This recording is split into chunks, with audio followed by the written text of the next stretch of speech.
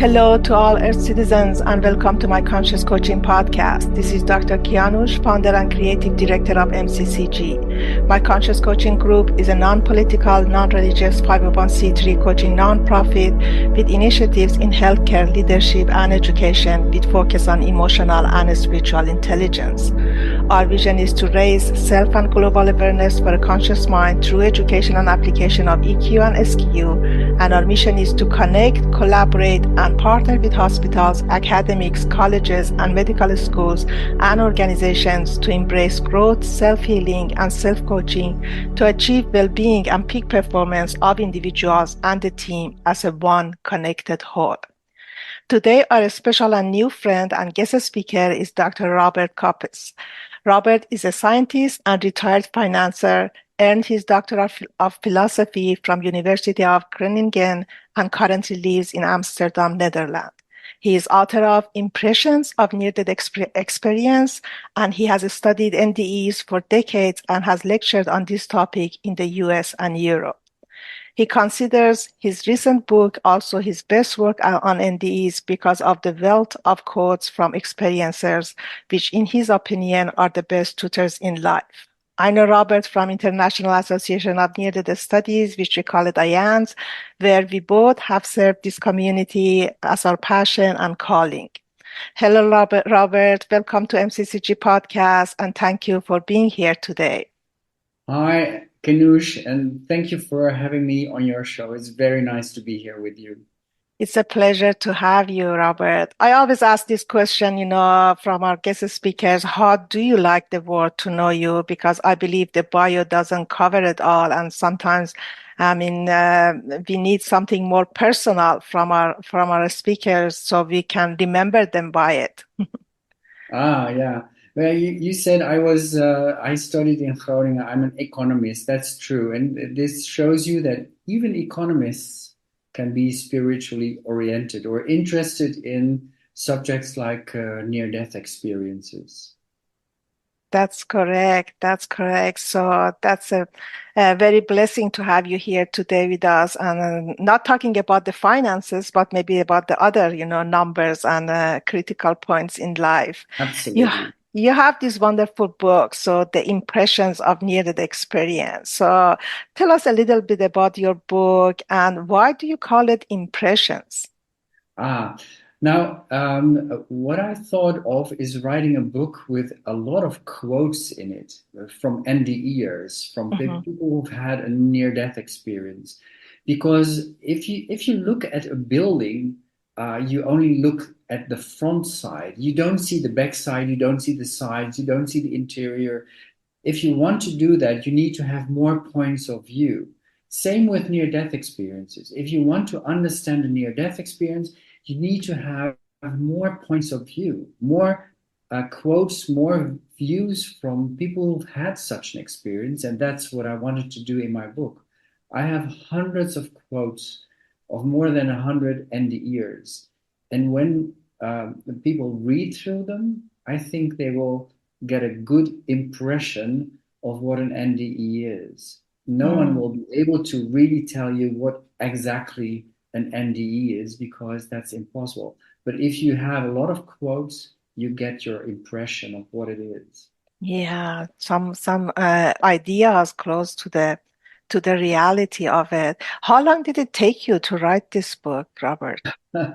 I did write it in 3 years or so. I Wow. started at the beginning of the Corona crisis Mm. and gathered all these quotes together. Yeah, it was a very interesting job to do. I very revealing also for myself because I got a lot of knowledge from it myself. Yeah, I can say you had many aha moments, writing this book as a journey also for yourself. And who could have guessed that it's just gonna be such a gift and blessing for many people reading it. What made you to write it, Robert? Well, what I thought of when I started being interested in near-death experiences, I thought, what did I want to know? What did I want to read about them? And I wanted to see stories from near-death experiences, but also not the whole story, not the story how they died, because that's, of course, for the NDE, that's painful how that went. But the interesting part is when you are in the other world, when you are in this place that is so unearthly, but so beautiful and so mind-boggling. And I wanted to know more about those. And what I did in my book is to group quotes together in 12 segments, in 12 chapters, starting with how do you get out of your body and ending with the after effects and how do you get into your body again. But in between, everything like veridical observations, those are like sort of circumstantial evidence that NDEs are real. And also, what about this otherworldly environment, the light, the life reviews, also distressing NDEs, they are there. But also, why are we on Earth?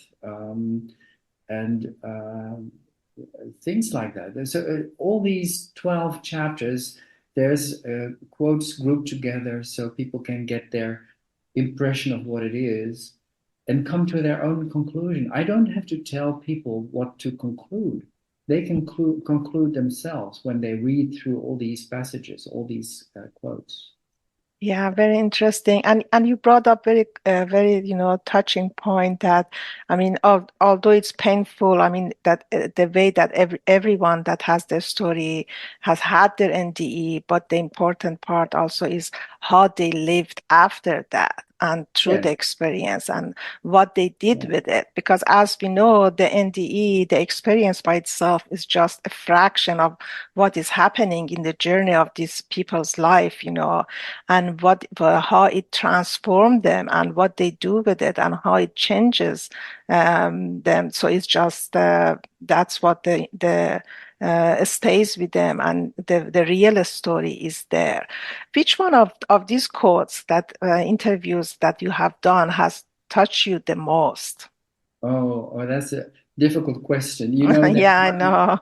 there are a few that really struck me. One of them, for instance, there are two that come to my mind, but the first one is a woman who had her near-death experience. And if you are in such an experience, you have such an experience, the feeling you have is that you know everything.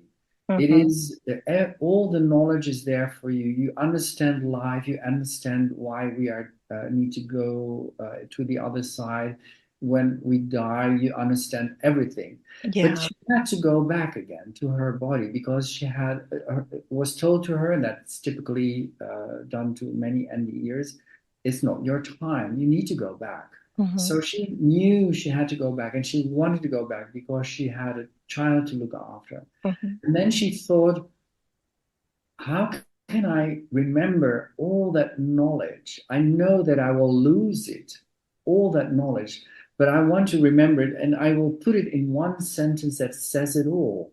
And then she remembered, she held on to that one sentence, and that one sentence was, all is everything and everything is one. And meaning that she thought that is how it is. We are all one. Everything is one. That we are part of one big whole. We think we are separate. That you Yeah. are somewhere in the United States, you're sitting in Washington, I'm sitting in Amsterdam. But in the same time, we don't see that we are the same. We are one. We are part of Yeah. this big whole. So that Yeah. is one of those that really struck me. Yeah. Mhm.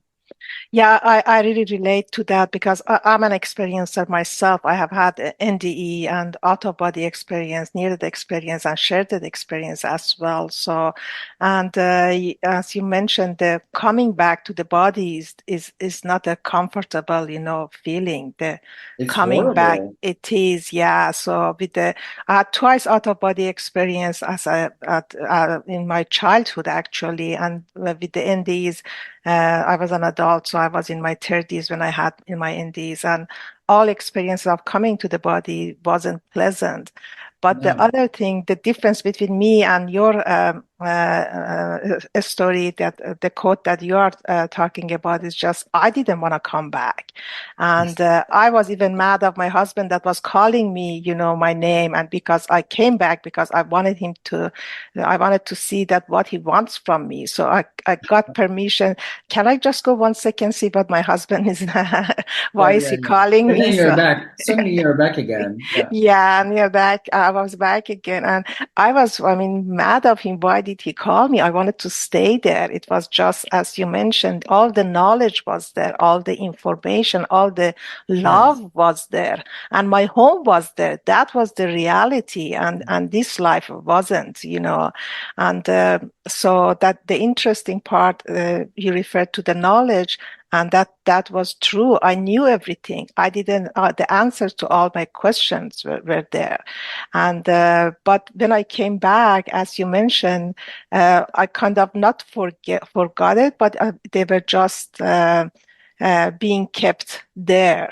But also just as someone that like riding the bicycle, but doesn't have the bicycle, but if they give him the bicycle, he still can ride it.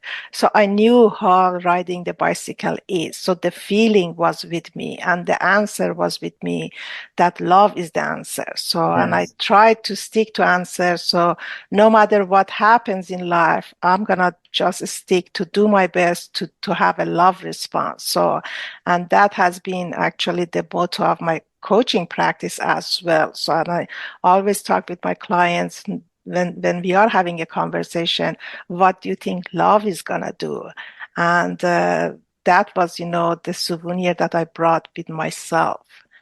So, being that said, to your opinion, why do you think people should take the NDEs seriously?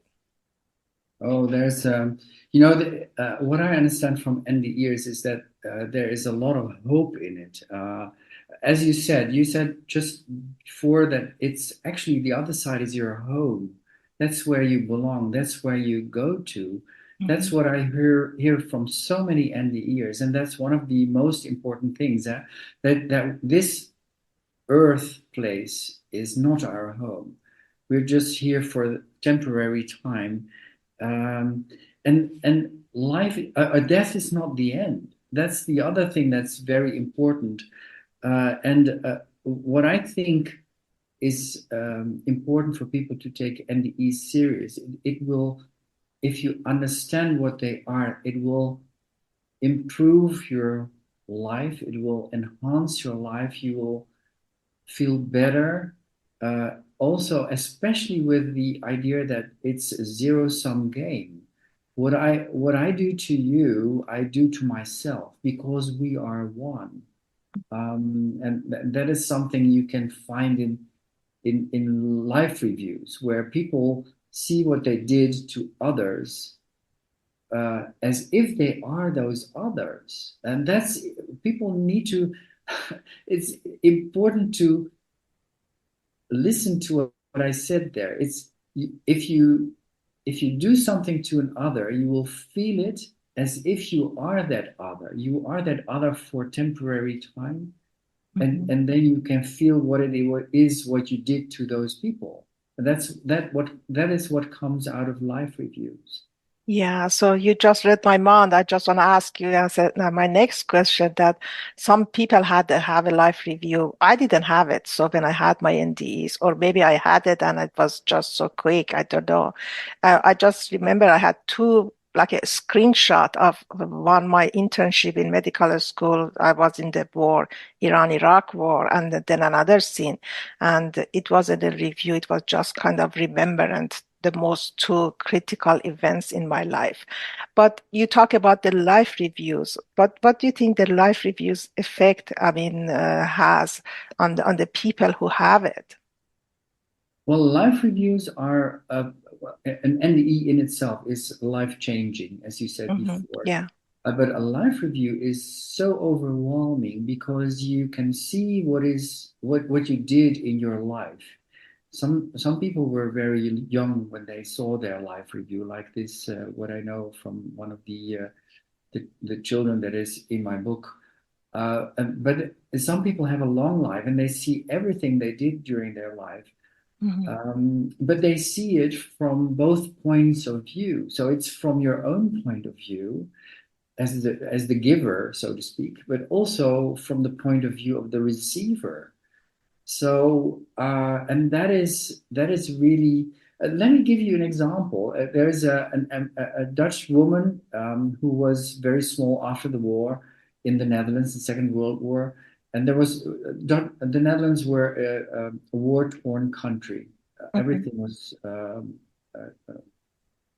terribly.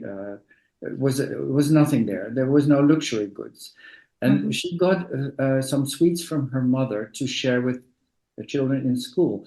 Now, later on in her life, she had her NDE, and in her NDE, she had her life review. And during her life review, she saw that particular point in time where she shared the sweets with these children. Wow. Now, and that what she noticed is that she was the schoolmate, and that she felt how the schoolmate felt. But it didn't remain with the schoolmate, the schoolgirl. It went further, went also to the mother and to further beyond. So there is a ripple effect to everything you do, whatever it is, being loving actions or non-loving actions. Everything has a ripple to it, and it goes to places where you don't feel or where you don't know these things will go, but they go further than what you see.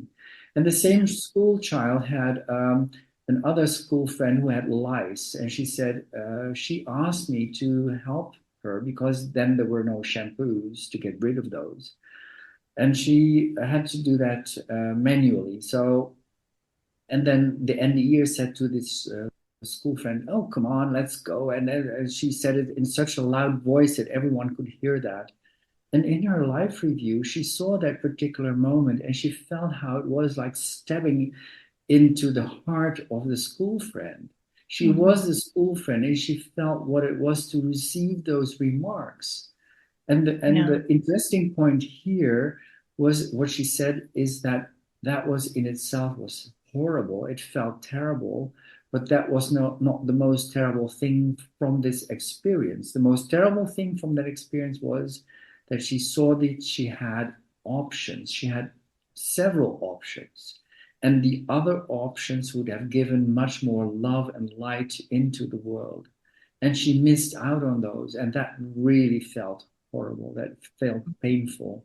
And I thought that was interesting that you can take such a point of view and it helps you in your present life. It can help everyone in their present life if they realize that what they do to another, they do in fact to themselves.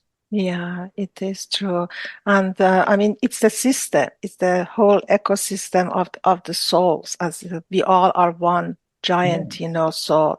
And as I wrote in my chapter book, that we all are soul particles and making that big picture together. So whatever we do to this system, to this whole ecosystem, that is just going to change it either for good or for bad. And it's coming back to us in a way that exactly. we're giving back to it.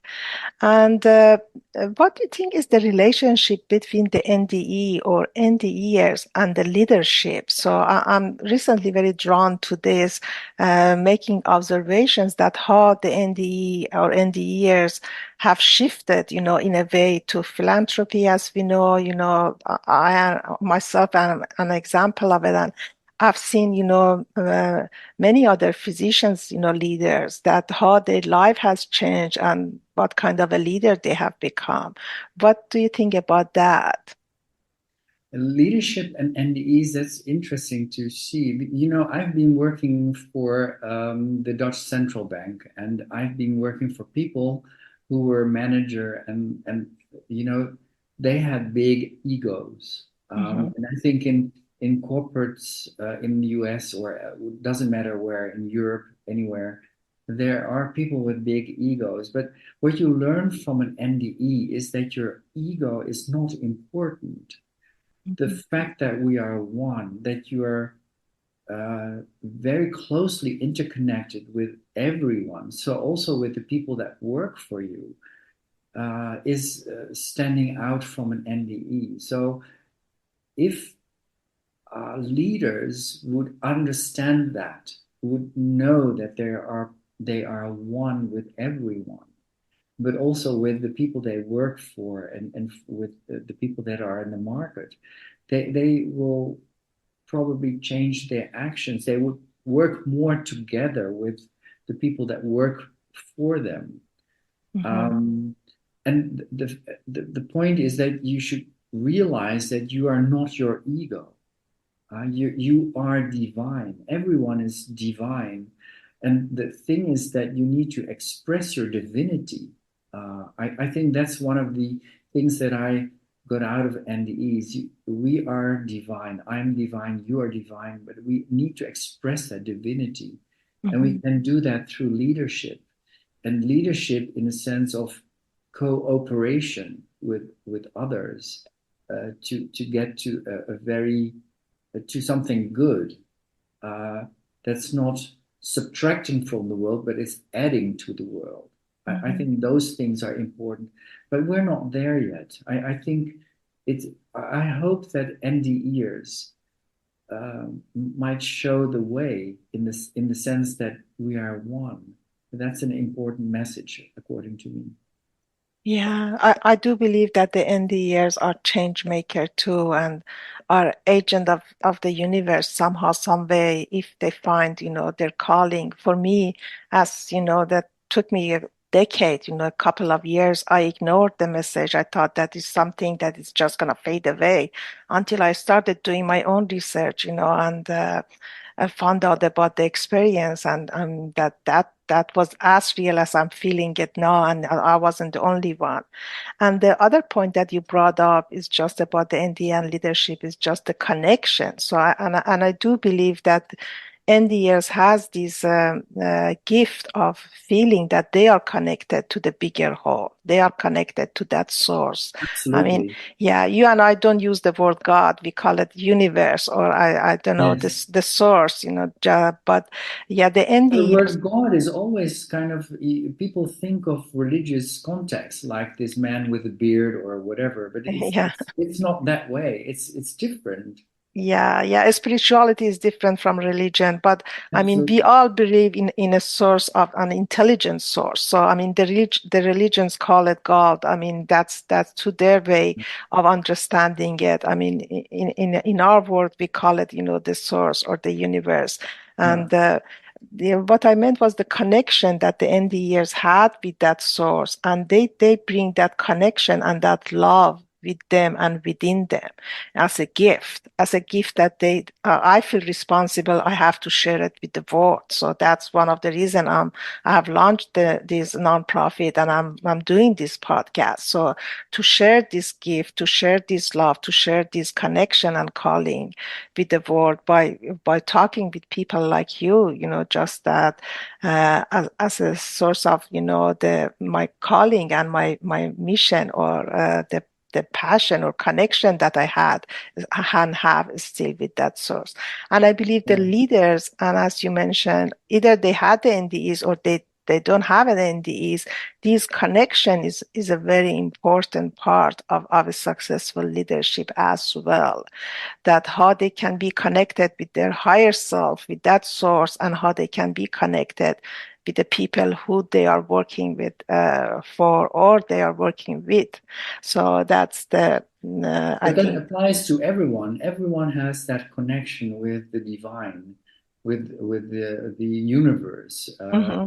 So not Hmm. only the people that are have a leadership function, but everyone has the connection with the universe, with the supreme one, I like to call it, or Yeah. God, if you want to call it God, that's fine with me. But we all have that connection, and we can uh, benefit from it when we really feel it, when we are close to it. Yeah, beautifully put it. And we have this connection, as a living with our, other half, with our spouse, with our children, as a parents also as well. And that connection comes from the love. That Yes. love is the bridge for that connection. Yeah, the whole idea is that God, or the Supreme One, is unconditional love. It's Yeah. and then I always tell people to consider what is unconditional love. It's love without any condition. So Yeah. you can be Muslim, you can be Christian, you can be a woman or a man or rich or poor or black or white or yellow or green or whatever color you have. It doesn't matter. Yeah. The beggar in the street and the king and the president all are connected to this supreme one. We are. And getting toward the end of our podcast, the last question, but not the least one. I believe that many of us always have asked this question from ourselves: Who am I, and why am I doing here? So, what do you think we are doing on Earth? So that what's the purpose for it? That's an interesting question. You know, having gone through a lot of quotes, some people have really asked, what is the purpose for life? Why are we here? And Mm-hmm. some people got it as a bonus, and it varies what they have heard. But the thing that I liked very much is, are we here to learn? Some people say yes, but many people say no. We already have all the knowledge within us. And then I remember this, and it's also in my book, Impressions of Near-Death Experiences. This story about Christina, a young girl of 8 years old who was assaulted by two men.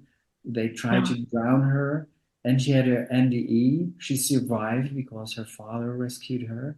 But she had her NDE, and in her NDE, she had a connection with this person that she thought first was Santa Claus, but then she thought, no, it must have been God. It must be God that we know. And God spoke to her, and he said, life is very easy. You have to go back, but it's very easy. I'll give you the ingredients to do it right. And that's the purpose of life, those four ingredients. And the ingredients were love, be loved, just be, experience life. Those were the four ingredients: love, be loved, just be, experience life. And I like those. It's very nice. The first Yeah. two, you need to do something with it. It requires action. You also need to allow other people to love you. And the latter two, just be and experience life, you can do that by sitting on a chair. You don't have to do anything with it. But it's we are here to experience life. Yeah. That's important. No matter how difficult it is, it is there for a purpose, and we don't know the purpose while being on Earth, but everyone has a purpose. There are no unimportant people. That's what I understand from NDEs. Mm-hmm. Yeah. Yeah, I have this butterfly video on my website that I love it very much. That's the reason that I put it there. It says we all have a purpose and a calling, and what we can do, what I can do is Absolutely. different from what you can do. So, and Absolutely. although we are connected, but we all have our own part in this life to make a Yes. difference. And you brought up a very touchy point about the permission to love, permission to be loved as well. So I'm just going back to the part that we also have to allow ourselves to for the self-love, the way that we are the Oh, self-compassion, as an important part of. very important to love yourself as well, not only others, but yourself as well. Yeah, yeah. And sometimes this is difficult. Sometimes, we can love others, but we cannot love ourselves. We can help others, Yes. but we cannot help ourselves. But it all starts from loving from somewhere, as you mentioned. So, Yeah. and that's the key, the love response. And hopefully it starts from us and we spread it to the world. But then, I mean, it can go also the other way around. It's And to almost something that you hear in an airplane. First, put on your own oxygen mask before you put on oxygen mask for others. First, exactly. love yourself, and then you're able to love others. Yeah, great metaphor for it. We use that a lot on coaching as well. So on the self-care part. So And again, to recap, those four important ingredients: love, be loved, just be, and experience love, and experience Experience life. life. Yeah, life, Experience life. life. And to my opinion, when I came back from my NDEs, life to me was a school of life. So everything Yeah. about it was just, I mean, learning and experiencing, as you mentioned. And Yeah, but uh, coming back is not easy. It's difficult, and maybe you also have this sense of uh, longing for home, Mm-hmm. I homesickness. yeah. I call myself edge walker, so because I always feel I'm on that edge, so I don't belong to any world, but also I love both worlds, I'm Yeah, standing in between, so I feel I'm being pulled, and my heart is on the real home, but then my mission and calling and the people that I love are in this side. So yeah, and yeah. yeah, and I have to finish the calling. So when And they you have go your back, purpose, you have your task to fulfill, and only after exactly. if you've done that, you can go back. Exactly. So, and I feel that that's the reason that I was given permission to be back. So I tease my husband about it and says, when he says that, oh, you are putting too much in this work. And I says that I feel that I'm running out of time and I have to do this. And I mean, you don't want me to go back and not come back. If I don't do it, then I feel that, this time I'm gonna die and don't come back again. So if I want to forget, the calling and the promise that I've been given to God.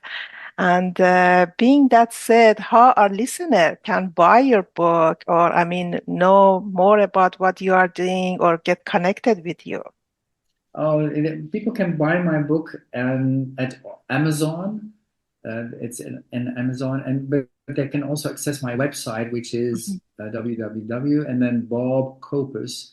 mhm, Copus you write with COPPES.com. So mhm. Bob Copus. Yeah, that's where they can also. There's a form to fill in if you want to have a question. I'll answer any question people ask. That would be great. Thank you for your generous, contribution and experience and the gift of your book, to the world and all the people who are curious about how NDEs is and how it can change, their life and has changed many others as well. We are going to put all the links, and the information about it also, when we announce the podcast in the social media and also on our YouTube channel, under the interview as well.